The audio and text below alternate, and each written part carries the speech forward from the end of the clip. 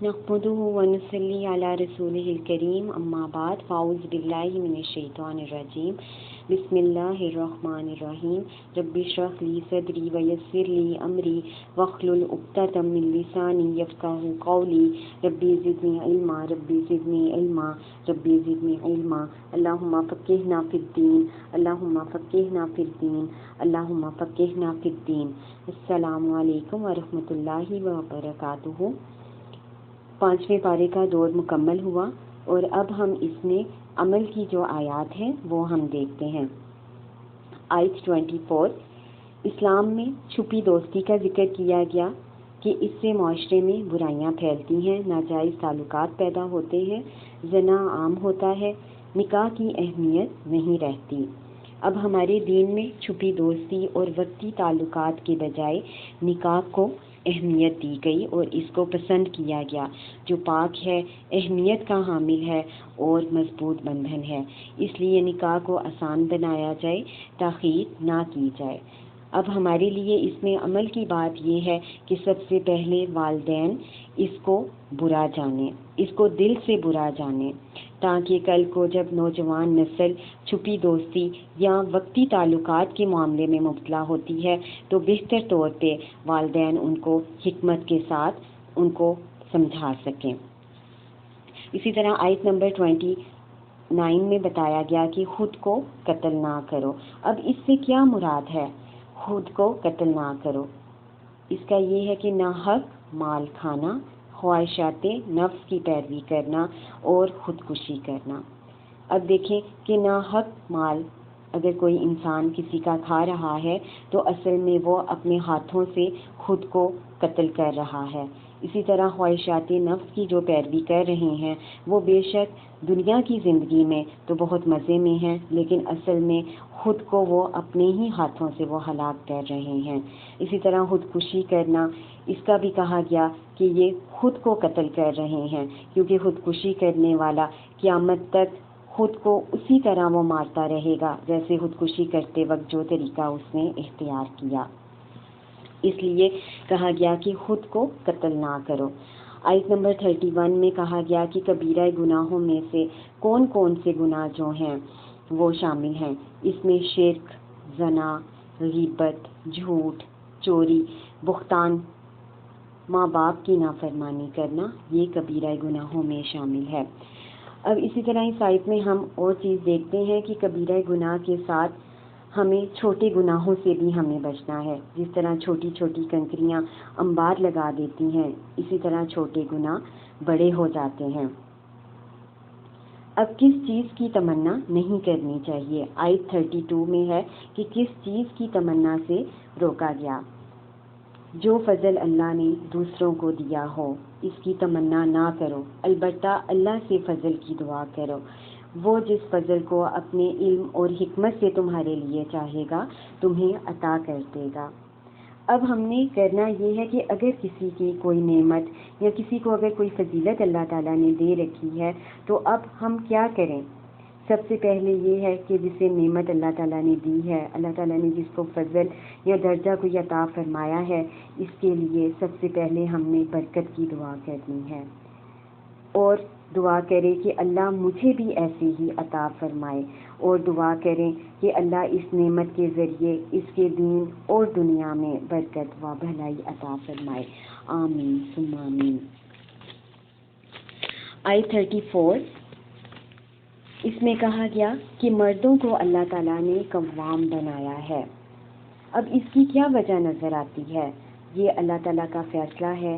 اللہ نے مرد کو زیادہ خصوصیات اور قوتیں عطا فرمائی ہیں، وہ خاندانی نظام کو چلانے میں بہترین صلاحیت رکھتا ہے۔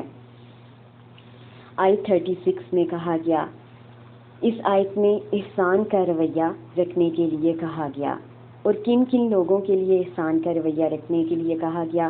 ماں باپ کے لیے، قرابت داروں، یتیموں، مسکینوں، پڑوسی اور رشتہ دار پڑوسی، مسافر، لونڈی و غلام اور پہلو کے ساتھی کے ساتھ۔ مطلب یہ کہ ہر ایک رشتہ جو ہے وہ اس کے ساتھ احسان کا رویہ رکھا جائے۔ آیت 40 میں ہے ہمیں اپنی نیکیوں کے اجر کی توقع کس سے رکھنی چاہیے؟ اللہ ہی سے ہمیں رکھنی چاہیے۔ آیت 52 میں ہے اللہ تعالیٰ کی لعنت، اس سے کیا مراد ہے؟ اللہ تعالیٰ کی لعنت سے مراد ہے اللہ کی رحمت سے دوری۔ اور اس کی علامت کیا ہے؟ کون کون سے لوگ جو ہیں کہ وہ اللہ کی رحمت سے وہ دور ہیں اور اللہ تعالیٰ نے ان پر لعنت کی ہے۔ اولئک الذین لعنہم اللہ، جو جادوگر ہیں، جو فالگیری کرنے والے ہیں اور جانوروں کی آوازوں سے جو فال نکالتے ہیں، ٹونے ٹوٹکے کرنے والے ہیں، شگون نکالنے والے ہیں۔ اب دیکھا جائے کہ اس کی کیا وجوہات ہیں کہ جو لوگ جادو کرتے ہیں یا فالگیری کرتے ہیں یا اس طرح کے اور معاملات جو کرتے ہیں، اس کی وجہ یہ ہے کہ دین سے دوری، قرآن کو ہدایت کے لیے نہیں بلکہ وظیفوں کے لیے یہ لوگ استعمال کرتے ہیں اور جادو ٹونے کے لیے استعمال کرتے ہیں۔ اب ہمارا یہ کام ہے کہ ایسے لوگوں کو حکمت کے ساتھ راہ راست پر لے کر آئیں اور بہت زیادہ ایسے لوگوں کے لیے دعا کی جائے ہدایت کی۔ آیت 63 میں ہے کہ اس آیت میں مخالفین دشمنوں کے ساتھ معاملہ کس طرح کا رکھا جائے۔ 3 اصول اس میں بتائے گئے کہ ان سے تعارف کرو، انہیں سمجھاؤ، ایسی نصیحت کرو جو ان کے دل میں اتر جائے۔ آیت نمبر 66 سے 68 میں ہے کہ رسول اللہ صلی اللہ علیہ وآلہ وسلم کی اطاعت کے فائدے بتائے گئے کہ آپ صلی اللہ علیہ وآلہ وسلم کی اطاعت پر اجر عظیم ہے، ہدایت ہے صراط مستقیم کی طرف، اللہ کا انعام ہے، انبیاء، صدیقین، شہداء اور صالحین کے ساتھ ملے گا، دین میں ثابت قدمی کا ذریعہ ہے۔ اب دیکھیں کہ کتنی بڑی خوشخبریاں بتائی گئیں کہ جو رسول اللہ صلی اللہ علیہ وآلہ وسلم کی اتباع کرے کہ اللہ کا انعام ہے کہ جو آپ صلی اللہ علیہ وآلہ وسلم کے احکامات پر چلتا ہے، اللہ تعالیٰ اسے انعامات سے نوازتا ہے، دنیا میں بھی اور آخرت میں بھی، اور انبیاء، صدیقین، شہداء اور صالحین میں اللہ تعالیٰ اس کا شمار کرے گا۔ اللہ تعالیٰ ہمیں بھی انہی میں سے کرے، آمین ثم آمین۔ آیت 79 میں ہے۔ اب اس آیت کی روشنی میں کچھ سوالات ہیں کہ ہر چیز کس کی طرف سے ہے؟ اللہ کی طرف سے ہے۔ آزمائش ہو یا کوئی مشکل، پریشانی، مصیبت آئے تو یہ سب اللہ ہی کی طرف سے ہے اور ہم نے اسی کی طرف رجوع کرنا ہے۔ آیت 82 میں کہا گیا کہ قرآن پر تدبر کرو، قرآن پر غور و فکر کریں، آیات کی گہرائی تک جانے کی کوشش کریں اور تحقیق کریں۔ یہ اللہ کا حکم ہے کہ جو کہ اللہ تعالیٰ اپنے مومن بندوں کو دے رہا ہے۔ آیت 86 میں اسلام کو اہمیت دی گئی اور مسلمانوں کے یہ عمل کو دعا کہا گیا کہ السلام علیکم ورحمۃ اللہ وبرکاتہ، کہ مسلمان اپنے مسلمان بھائی پر سلامتی بھیج رہا ہے، رحمت اور برکت کی دعا کر رہا ہے اس کے لیے۔ آیت 95 میں اللہ تعالیٰ نے مجاہدین کو فضیلت دی ہے جو اللہ کی راہ میں مال اور جان سے جہاد کرتے ہیں، اور یہ فضیلت ان کو کن لوگوں پر دی گئی؟ جو لوگ بغیر مزدوری کے گھر میں بیٹھے رہتے ہیں۔ اس لیے اللہ کی راہ میں جہاد کریں، چاہے اپنے مال کے ساتھ یا اپنی جان کے ساتھ، کہ اپنا وقت ہم دیں اللہ کی راہ میں جہاد کے لیے، اور جو مال و جان دونوں دے رہے ہیں ان کے لیے دوہرا اجر و ثواب ہے۔ آیت نمبر 102 سے ہمیں معلوم ہوتا ہے کہ اس میں نماز کی اہمیت کے متعلق کہا کہ چاہے سفر میں ہو یا حالت جنگ میں نماز پڑھنے کا حکم ہے۔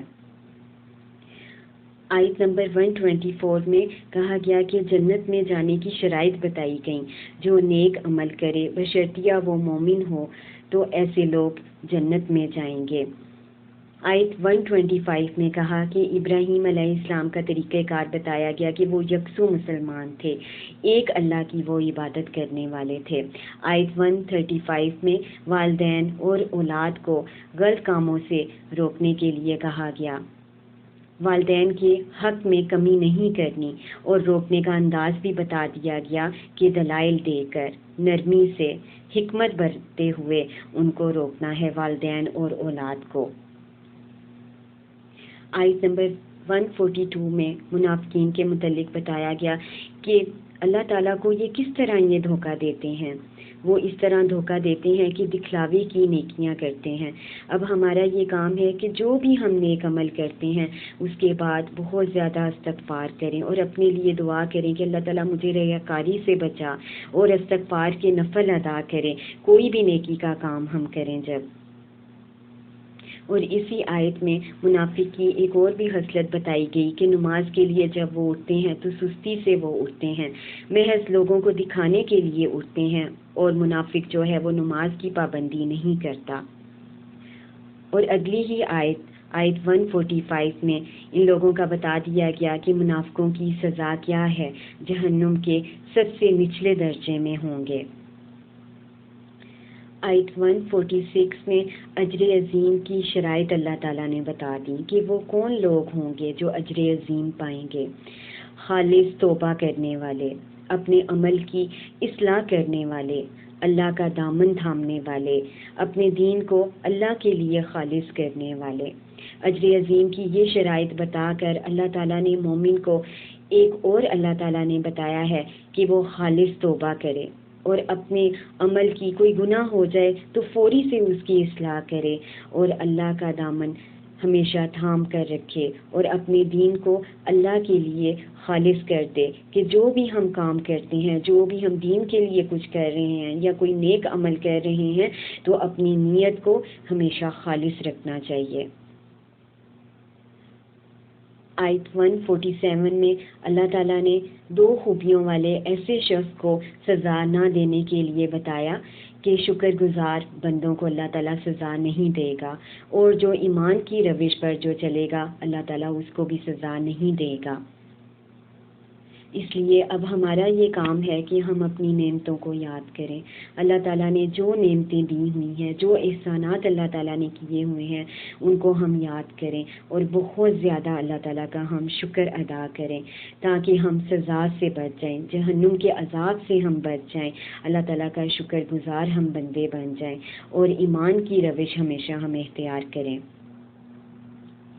اسی طرح ذکر الہی کا بتایا گیا کہ نماز کے بعد کھڑے، بیٹھے اور لیٹے یعنی کثرت سے اللہ کا ذکر کیا جائے، اور سرگوشی کا یہ ہے کہ صدقہ، نیکی یا اصلاح کی بات کے لیے سرگوشی ہو سکتی ہے، اور صلح میں خیر ہی خیر ہے۔